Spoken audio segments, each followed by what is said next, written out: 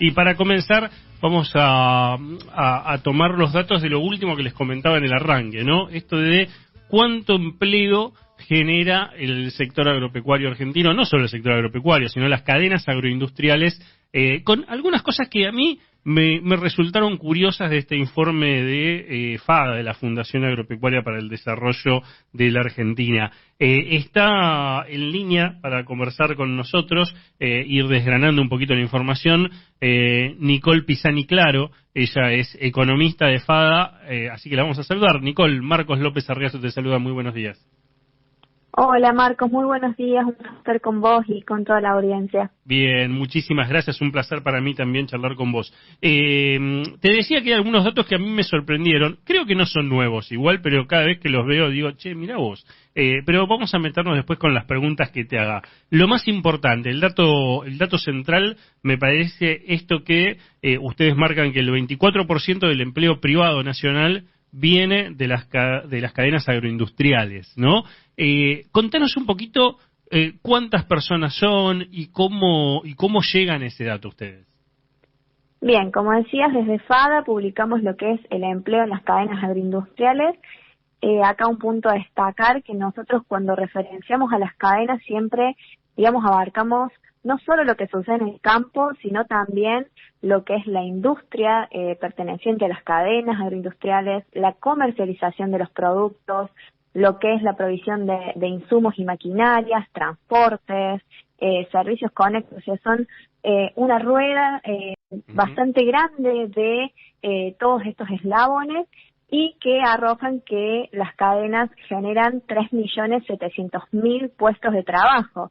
Esto referencia al 24% del empleo privado nacional que mencionaba y que por ahí para dimensionar un poco más quiere decir que 2 de cada 10 empleos privados lo generan algunos de los eslabones y algunas de las cadenas agroindustriales en nuestro país. Uh-huh. Sí, pues no podemos decir 2,5, ¿no? Porque no hay medios trabajadores ahora. Exactamente. Pero está clarísimo el dato. Y escúchame, a ver, vamos un poquito a lo técnico. ¿Cómo se calcula? Porque, por ejemplo, y decir, corregime si estoy equivocado, ¿no? Vos decís todo lo que está alrededor, incluso de los comercios. Ponele un supermercado que vende alimentos, que vende productos agroindustriales, pero vende de todo. ¿Cómo se hace el cálculo para decir, bueno, a ver, qué parte de este comercio le corresponde a esta cadena y qué parte no? El transporte, en algunas situaciones por ahí se puede mezclar, en otras es más claro porque el transporte generalmente son de productos alimenticios, ¿no?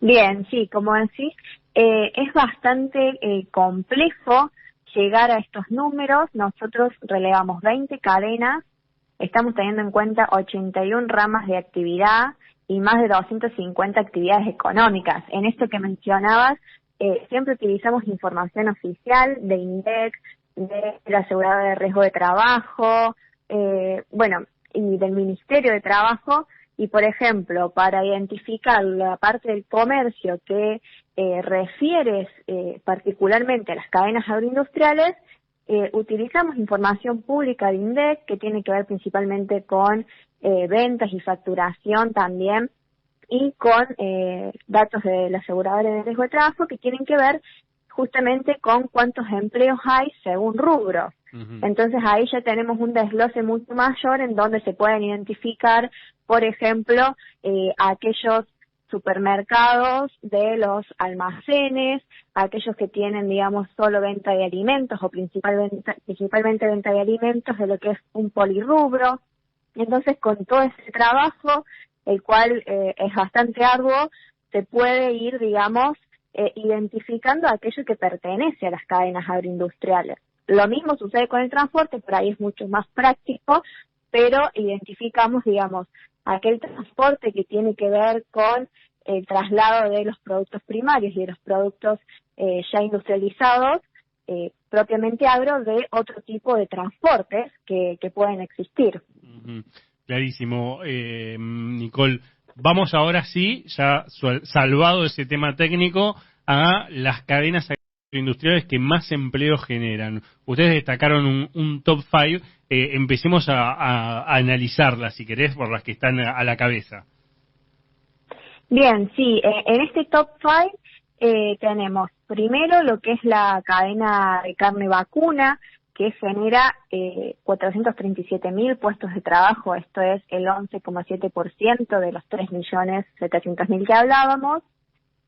Después le sigue lo que es las frutas, verduras, hortalizas y las legumbres, digamos, algo muy importante a nivel de economías regionales, que genera 433.000 puestos de trabajo. Y ya después nos encontramos con lo que es trigo, con el 10% del total, soja, un 9,8%, y el maíz en un 6,4%. O sea, estas cinco cadenas, una cárnica, una que está más vinculada a las economías regionales y 3 de lo que son los cereales y oleaginosas, generan prácticamente el 50% del empleo total de las cadenas. Y hay un dato que ustedes también marcan, que es el aporte de las economías regionales al conjunto, ¿no? Sí, así es. Si tenemos en cuenta, digamos, una división más entre economías regionales, granos y otro tipo de agrupaciones, un tercio, o sea, el 30% del empleo se genera en las economías regionales. Por ponerte un ejemplo, por ahí podemos pensar que la cadena vitivinícola solo genera el 4% del empleo, pero en realidad está visto desde un lado más de economía regional. Su ubicación es zona de Cuyo, prácticamente Mendoza, entonces ahí tenemos una economía muy fuerte que está generando 147.000 puestos de trabajo, y ahí cabe la relevancia de las economías regionales, las zonas donde se generan estos miles de puestos de trabajo. Y muchas veces, no sé si está detallado en el informe, pero digo, muchas veces esos puestos de trabajo los comparten muchas de estas economías regionales, ¿no? Lo que es el trabajo zafral, ponele.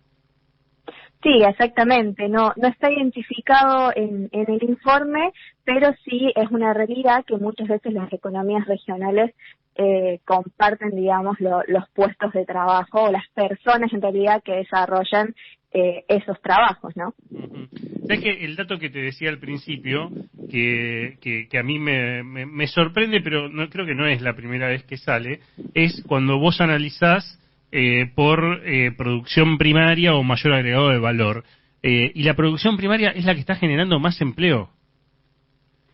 Sí, ahí lo que se destaca es, bueno, como bien decías, por un lado lo que es producción primaria, que genera el 38% del total de los 3.700.000, le sigue la comercialización con el 25%, luego el eslabón industrial con el 22%, y ya después tenemos, bueno, transporte, servicios e insumos.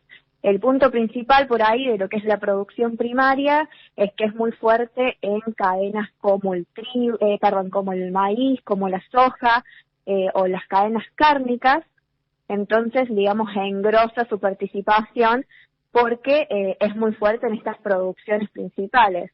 Por ejemplo, si miramos el trigo, ya genera mayor empleo a nivel cadena en lo que es el eslabón industrial y de comercialización por el propio proceso de industrialización del trigo, por ejemplo, para pastas y harinas.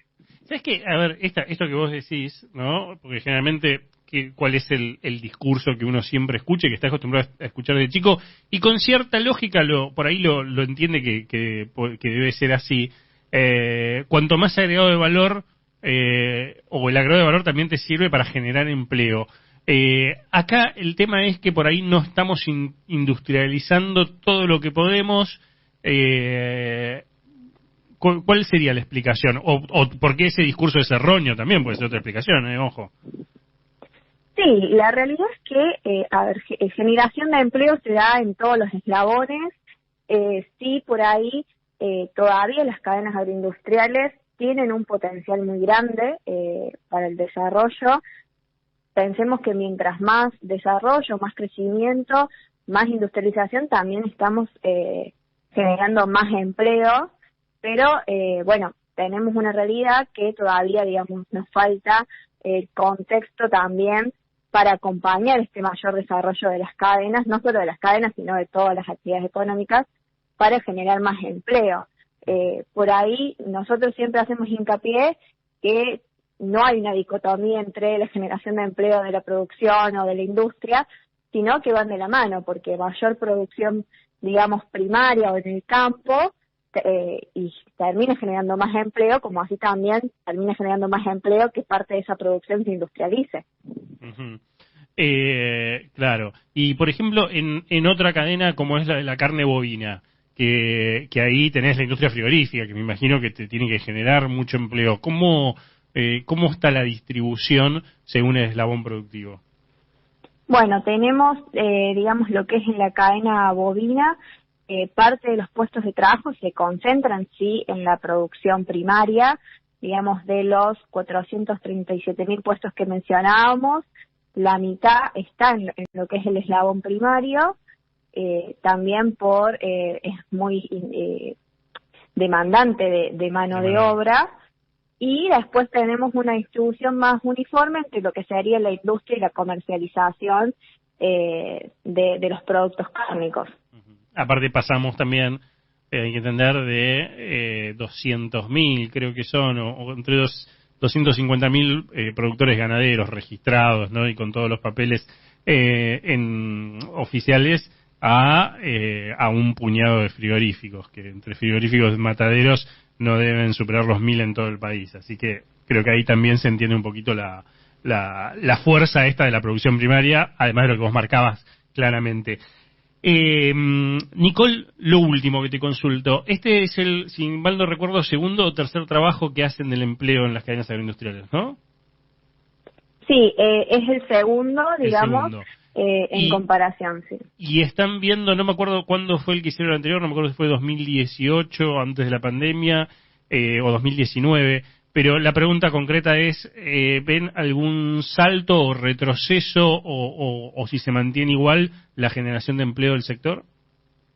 Bueno, el punto principal es que si el informe anterior fue para el año 2018, si bien se publicó en 2019, debido a la disponibilidad de información, los datos reflejados eran 2018, donde había un poco menos de puestos de trabajo generados por las cadenas y explicaban el 22% del empleo privado nacional.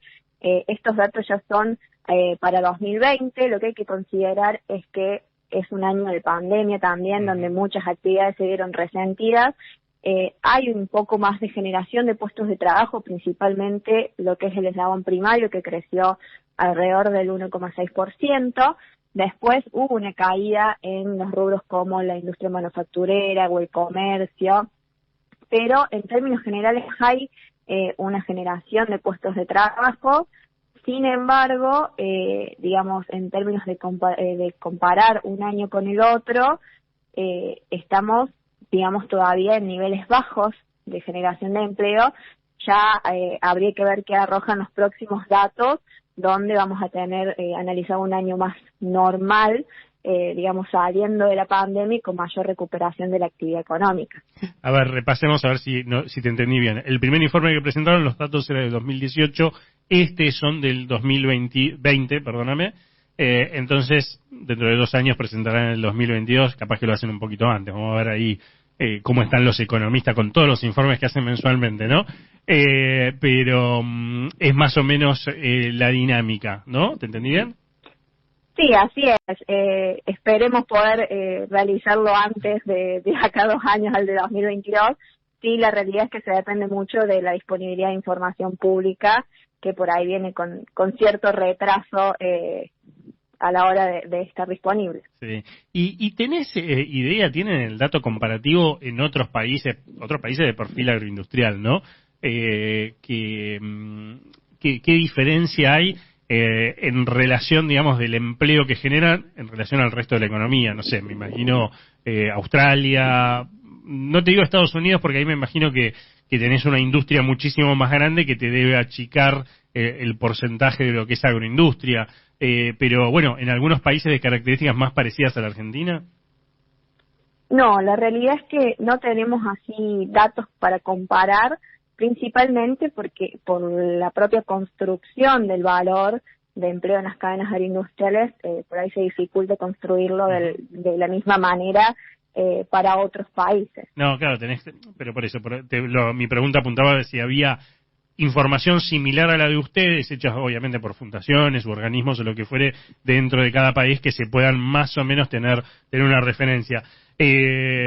Nicole, te agradecemos muchísimo la charla, la verdad que datos más que interesantes. Me quedo con esto, la verdad que si marca este informe elaborado con datos en pandemia, de un crecimiento del empleo, bueno, me da expectativas de saber qué es lo que pasa cuando se normalizan un poco las actividades, más allá que, digamos, al lado de otros sectores de la economía, el sector agropecuario, agroindustrial, pudo trabajar bastante bien tanto en 2020 como en 2021. Pero bueno, nos da un poquito la esperanza para saber qué pasa cuando se normaliza un poquito el movimiento económico. Así que muchísimas gracias por la charla y por el detalle. Muchísimas gracias a vos, Marcos. Un saludo. Nicole Pisani Claro de FADA, acá en Agrobank.